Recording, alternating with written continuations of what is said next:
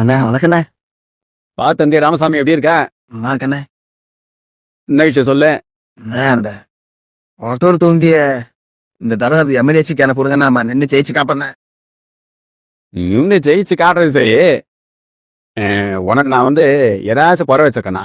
நீ ஊர்ல இருந்து கங்கத்துறை வீடு இல்லைன்னு சொன்னேன். அடுமாடி குடியிருப்புல அழகான ஒரு பில்டிங் வாங்கி கொடுத்துறேன்.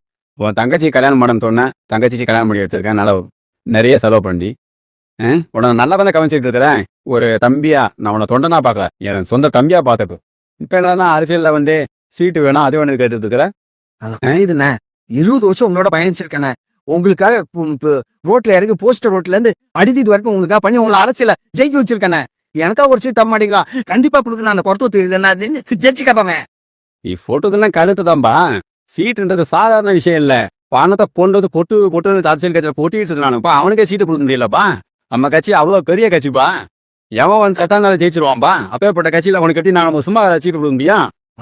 பாசத்துக்கான இந்த தம்பி தரமாட்டீங்களாண்ணே? பாசத்துக்காக நான் எவ்வளவு நான் உனக்கு பணத்தை செலவு பண்ணுவோம்ப்பா. ஆனா பதவி கொடுக்க மாட்டோம்ப்பா.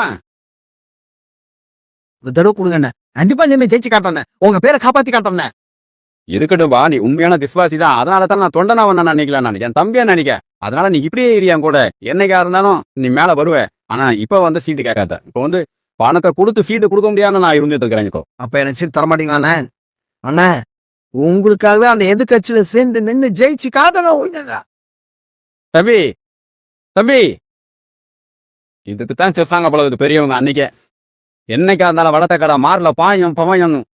இன்னைக்கு பாஞ்சிட்டு போயிருக்கு பாரு. இவனை நான் சின்ன வயசுலயே முளைங்க கிள்ளி இருந்தேன்னா இன்னைக்கு முன்னாடி இப்படி பேசுவானா? சாதாரண போஸ்டர் ஓட்டுற பையன் இன்னைக்கு சீட்டு வேணும் அது வேணும்னு கேட்கறானே. இதெல்லாம் நான் இப்ப என்ன அடுக்கிறது? இந்த என்னை சீண்டி விட்டு சோரிச்சு விட்டு போயிருக்கிறான் இவன். என்னுடைய 20 வருஷம் அரசியல் என்னாச்சு? இப்படிப்பட்ட ஆளுங்க ஊர்ல இருந்தவன் கூட கடத்து இருக்கணும். இவனுக்கு ஒரு இடம் வாங்கி கொடுத்து தங்கச்சி கல்யாணம் பண்ணிச்சு அதை இதை வளர்த்து விட்டது என் தப்பா போச்சடா. இனிமே யாரையுமே நம்ம கைக்குள்ள காலுக்குள்ள வச்சிருக்கணும். இப்படி வளர்த்தே விடக்கூடாது. வளர்த்து விட்டா அவன் நம்மளை சாச்சிட்டு போயிருவான். நம்ம தான் உஷாரா இருக்கணும். அரசியல் தந்திரம் தெரிஞ்சா மட்டும்தான் அரசியல் பண்ண முடியும். இல்லையானா அரசியல் தோத்து போன மாதிரி நம்மள தோக்க வச்சிருவான். நம்ம என்னைக்கும் நம்மளுடைய இதை பவரை காமிச்சிட்டே இருந்தா தான் தொண்டை நமக்கு கீழே இருப்பான். இல்லையானா நம்மளை அடி பண்ணி வச்சு ஒன்றும் இல்லாத தரமட்டமாக்கிட்டு போயிடுவான்.